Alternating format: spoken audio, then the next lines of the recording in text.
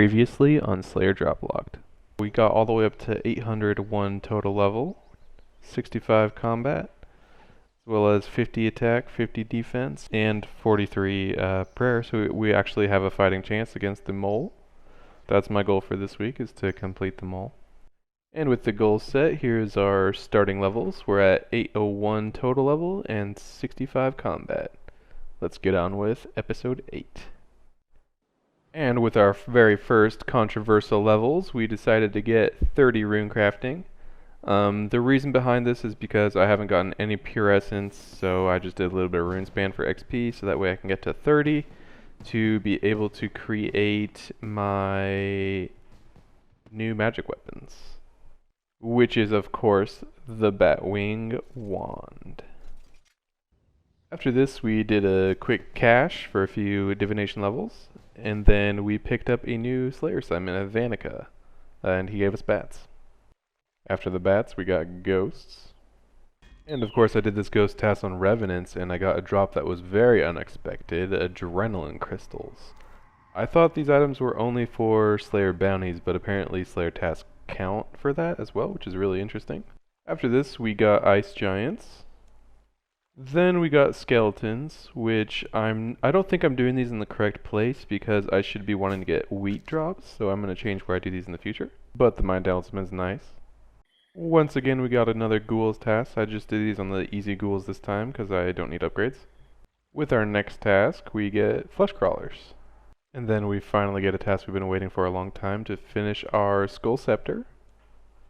Just gotta smite down this green cow to get the last piece of our scepter, and then we can put the whole thing together, and that gives us unlimited teleports to any floor in the Stronghold of Security.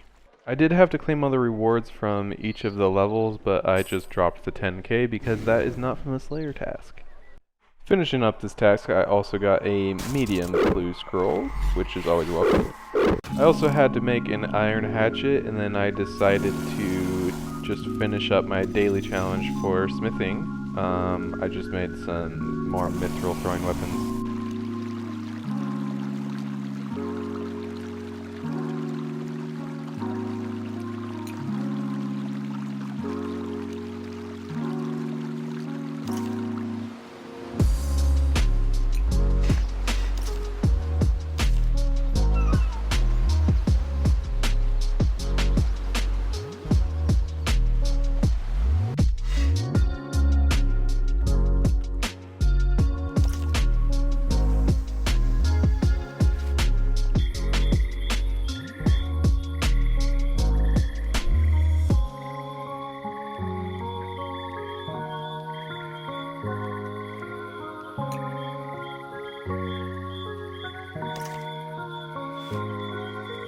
And this clue's a drop clue.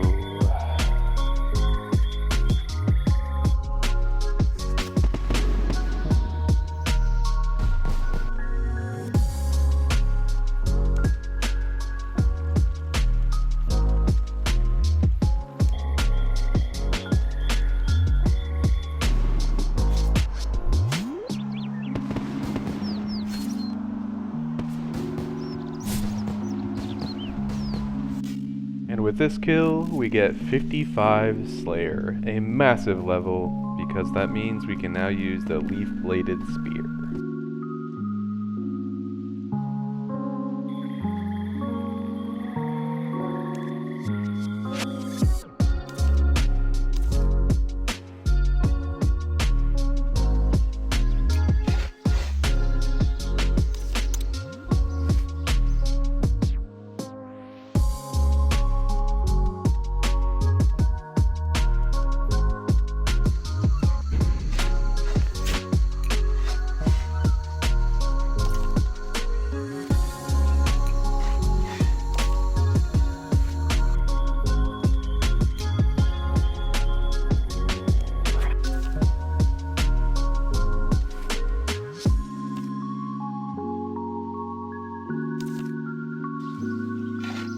And jumping into the rewards of our first hard clue, we get a Mystic Fire Staff, which is a huge Fire Staff upgrade for us. as well as some nice teleports, as well as blood and nature runes. Extremely happy with that hard clue. Really glad I got to finish all of it. And 50 divination coming in with this here cache. And after this we decide to start fishing some eels to prep for our first mole kill. Hopefully we'll be able to do it, but we need the best food possible to stand a chance, so... The wiki recommended 60 in combat stats, as well as not trying this with less than rune weapons and armor. I'm using the leaf-bladed spear, but it's equivalent to rune, so... I was ultimately successful in killing the mole. I did actually finish up my entire Reaper assignment with it as well. It wasn't super difficult, but I did have to travel to Lumbridge after every kill to basically restore my prayer and then just teleport back. I am thinking about maybe doing a mole guide with the mobile release coming up. I think it would be really useful to have an actual low-level guide for the mole, and possibly KBD as well. I'm very open to any feedback that anyone has, if they think that's a good idea or not. And of course, if you don't know, you can turn in your mole bits for the claws as well as the skin, and they give you nests that are the same as woodcutting nests. It's a pretty good source of seeds. And now we have 52 divination come in with this cache. And then after that we got another Pyrofiend's task, just gonna melee it. And we're lucky enough to get another medium clue scroll. Hopefully this one will be completable as well. And I didn't even know this was possible, but with the first step we actually got the casket. I think it may be because we finished them before. Anyway, opening this casket, I was very torn. I kind of wanted to keep the water battle staff, or mainly the adamant crossbow. But ultimately I did decide to re-roll it, and actually it turned out to be a good thing because I did get a decent upgrade from this. I got an air battle staff. It's not a mystic, but I also got 300 air runes, so I'm very happy with that reroll. Actually, it's very useful drops for us here. From this task I actually got another clue scroll drop, but unfortunately this one's a destroy because I do not have any green dragonhide chaps. I do have some green dragonhide, but my crafting level is very far away and I cannot make those yet. After this I got a desert lizards task. I actually thought this task was pretty crappy, but I got a drop from one of the small ones that really surprised me.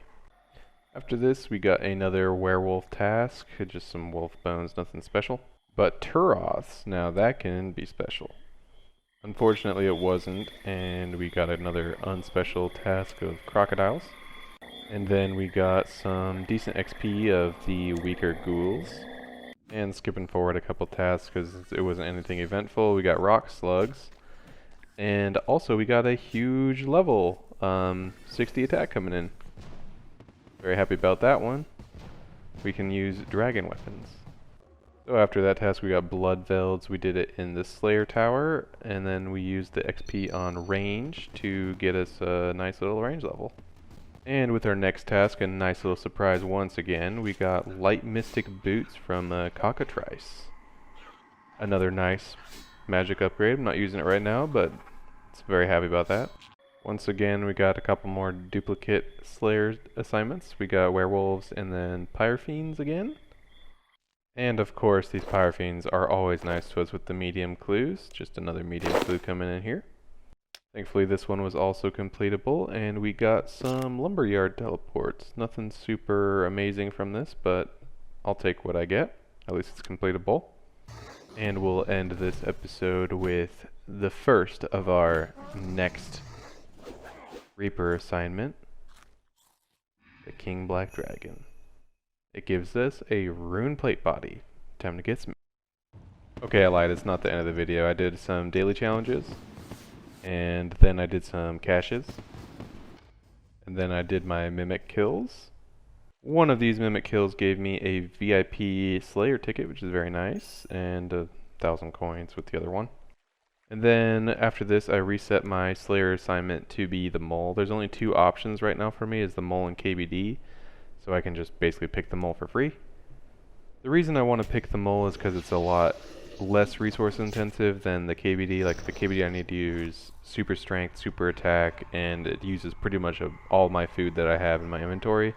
Whereas the mole I can just kill with one inventory of food and I don't really need to pot up. But I just needed to get a couple more kills to get this incredible unlock right here. And now I can teleport to Warrior's Retreat on demand. And to just wrap up the video, we're going to show the stats that we got this episode.